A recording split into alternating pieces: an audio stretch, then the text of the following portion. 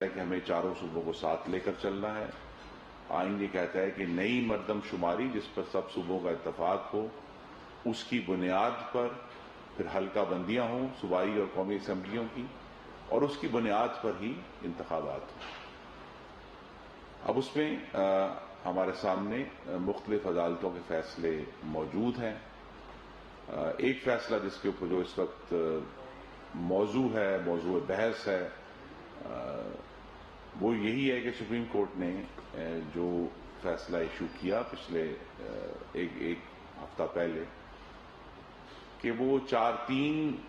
کا فیصلہ ہے۔ ہماری نظر میں یہ بات ہم نے پہلے بھی کی تھی، پھر اس کا اعادہ کیا ہے، لیکن اب اس کے فیصلے کے بعد سے جو 4 فاضل جج صاحبان کے باقاعدہ فیصلے، یعنی جج سے بینچ سے آبزرویشنز نہیں آئیں یا گفتگو نہیں کی، کوئی سوال نہیں ہے، باقاعدہ طور پر ان کے دستخط شدہ فیصلے ہمارے پاس بلیک اینڈ وائٹ میں موجود ہیں، جس میں انہوں نے واضح طور پر کہا ہے کہ وہ سو موٹو از خود نوٹس کے اختیار کو انہوں نے غلط قرار دیا اس کیس میں، اور کہا کہ یہ کیس جو ہے یہ 4-3 سے اس کا فیصلہ ہو چکا ہے کہ اس کو مسترد کیا گیا، اور اس کے بعد سے پھر ایک کنٹروورسی نے جنم لیا ہوا ہے۔ اور ان جج صاحبان نے صرف یہ نہیں کہا کہ یہ فیصلہ 4-3 کا تھا، انہوں نے اپنی جو جوڈیشل جو ان کی مہارت ہے، قانون کی مہارت ہے، اس کو استعمال کرتے ہوئے بڑے کی الفاظ استعمال کیے ہیں۔ جسٹس منصور علی شاہ نے ایک سامراجی سپریم کورٹ کی اصطلاح استعمال کی اپنے فیصلے میں، دی امپیریل سپریم کورٹ۔ انہوں نے ون مین شو کو کہا کہ ون مین شو نہ صرف فرسودہ ہو چکا ہے بلکہ ایک برائی بھی ہے، اور سپریم کورٹ ایک شخص کے فیصلوں پر انحصار نہیں کر سکتی۔ اور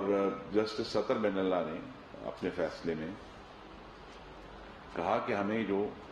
کالی قبائیں پہنے سیاستدان قبول نہیں ہے، پولیٹیشنز ان روبس کا لفظ نے استعمال کیا۔ تو یہ سارا معاملہ اسی طرف ہے کہ اگر ہمیں تو پاکستان کو سٹیبلائز کر کے اس موسم میں جو ہمارا موسم خزاں میں اکتوبر میں جو الیکشن ہونا ہے وہ انشاءاللہ چاروں صوبوں میں اور وفاق میں، چاروں صوبوں میں نگران حکومتوں کی موجودگی میں وہ انتخاب ہوگا، تبھی اس کی شفافیت اور صحیح معنوں میں پاکستان کے عوام کی رائے کا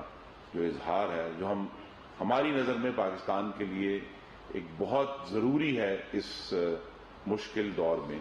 کہ ہم حقیقی معنوں میں نمائندہ حکومتیں قائم ہوں۔ اس وقت جو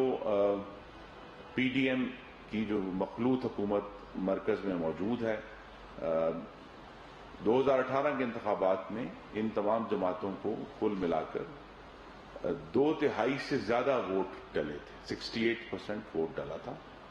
تو آج ہم جو فیصلہ کر رہے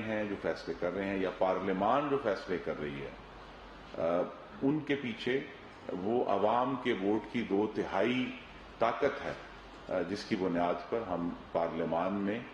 موجود ہیں اور آگے بڑھ رہے ہیں۔ بہت سارے معاملات ایسے ہیں جن کی پھر کہوں گا کہ بنیاد رکھی گئی اس دور میں 2017 میں شروع ہوا تھا، اور آج تک ہم اس کے مثمرات سے ڈیل کر رہے ہیں۔ ایک یہ بھی ہماری جو استدعا ہے کہ عدالت عالیہ اپنے معاملات کو بھی اسی شفافیت سے چلائے جس شفافیت کے فیصلے وہ دوسرے اداروں کے معاملات میں دیتے ہیں، اور درست دیتے ہیں کہ ثوابدیدی اختیار جو ہے وہ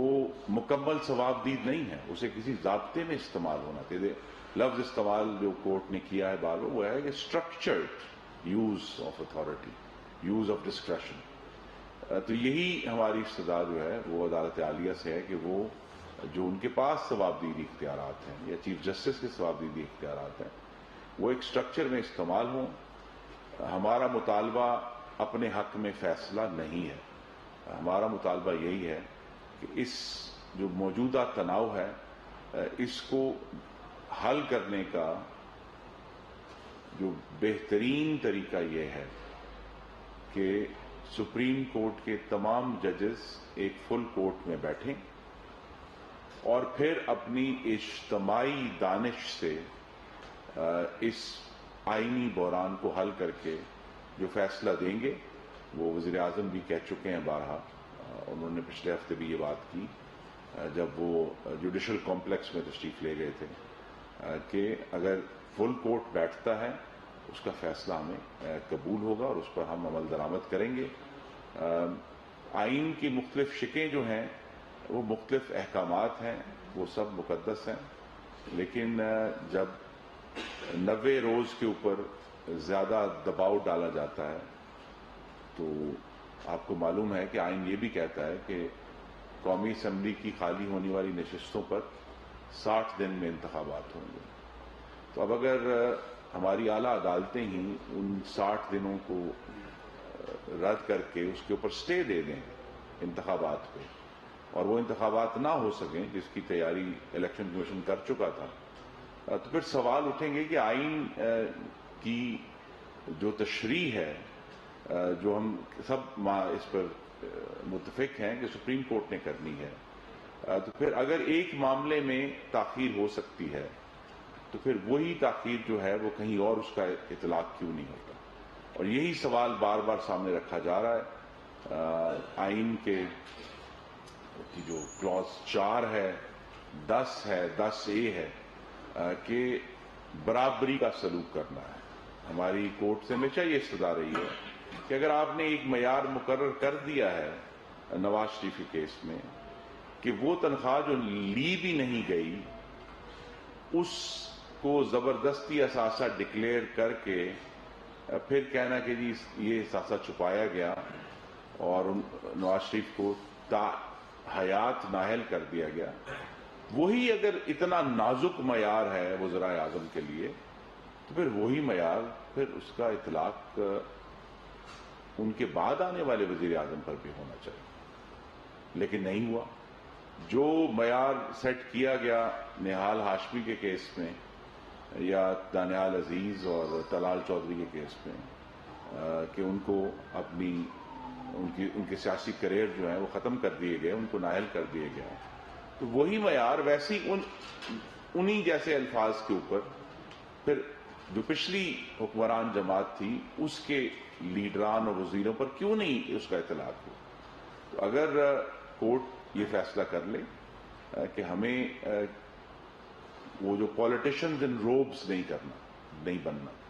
ہمیں ون مین شو نہیں کرنا، اور کورٹ کے اندر بھی اسی طرح کی جیسے ہماری ہمیشہ توقع ہے فاضل جج صاحبان سے کہ وہی شفافیت، وہی اسٹرکچرڈ یوز آف اتھارٹی اور وہی collective wisdom in use of authority وہ کریں گے، تاکہ اس وقت جو فیصلوں کے اوپر ہم سب کے تحفظات آتے ہیں، ان کی انٹیگریٹی کے اوپر، کورٹ کی کریڈیبلٹی کے اوپر جسٹس من اللہ نے بہت سیریس ایشوز ریز کیے ہیں. تو کریڈیبلٹی اور ہر قسم کے سوالات کا جواب بالآخر ایک ہی ہے کہ شفافیت کے ذریعے یہ سارا معاملہ ایک فل کورٹ کے ذریعے حل ہو. اور یہ جو اس وقت جاری ایک تناؤ ہے اور ایک بحران ہے وہ کسی بھی طرح ملک کی معیشت کے لیے اور ملک کو آگے لے کر جانے کے لیے سود مند نہیں ہو رہا. اور یہ فیصلہ ہمیں کرنا ہے جو essentially election commission of Pakistan کا فیصلہ ہے، جس کو انہوں نے، آپ یہ دیکھیے کہ ایک ایسا تناؤ پیدا ہوا ہے کہ الیکشن کمیشن کو چیف جسٹس کے فیصلے کے بعد کل اسپیکر قومی اسمبلی اور سینٹ کے چیئرمین کو مدد کے لیے بلانا پڑا ہے کہ آپ ایسی قانون سازی کریں جس سے الیکشن کمیشن کا جو اختیار ہے جو کہ الیکشن ایکٹ 2017 میں ہم نے بڑی کوشش کی تھی کہ واضح ہو، اس اختیار کے اعادے کے لیے انہوں نے مقننہ سے رجوع کیا ہے، کیونکہ الیکشن کمیشن آف پاکستان ایک آئینی ادارہ ہے وہ نہ ہی کوئی جوڈیشل ادارہ ہے، نہ ہی وہ ایڈمنسٹریٹو ادارہ ہے، وہ ایک آئینی ادارہ ہے. تو لہذا انہوں نے آئین اور قانون بنانے والے جو ستون ہے ریاست کا اس سے رجوع کیا ہے. انہوں نے اس ستون سے رجوع کیا ہے جو آئین کے تحت منتخب نمائندوں کا ایوان ہے، جس کو آئین نے یہ کہا ہے واضح طور پر. کل ہم نے اس کی 50ویں جو آئین کی سالگرہ تھی وہ منائی کہ اللہ تعالیٰ کے بعد اقتدار اعلیٰ عوام کے منتخب نمائندوں کے ہاتھ میں ہوگا. تو یہ سارے معاملات ایسے ہیں جن پر ماضی میں بہت ڈسٹورشنز اور توڑ پھوڑ اور اتار چڑھاؤ ہوا ہے، لیکن اب جب کہ ہم عام انتخابات کی طرف جا رہے ہیں انشاءاللہ اکتوبر میں، یہ سارے معاملات اگر قانون کے تحت ایک سراحت سے شفافیت سے حل ہوں گے تو پھر انشاءاللہ 2023 کا انتخاب جو ہے وہ پاکستان کی آنے والے مستقبل کے لیے ایک بہتر اور جمہوری بنیاد ثابت ہوگا. میں بہت شکر گزار ہوں. کوئی سوال ہے؟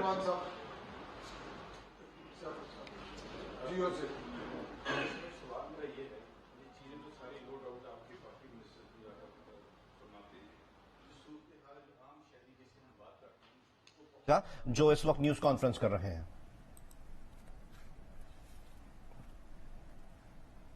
ابھی وقت ہوا ایک بریک کا. آلو نہیں ڈلیں گے اس میں، آلو نہیں ڈلیں گے. بکواس بات نہ کرو یار. سیریل ہی کھا لیتے اس سے بہتر تھا آلووں کے چکر میں. دال پکا لیتے ہیں. ایلیفنٹ بریانی کے بارے میں کیا کہتے ہیں؟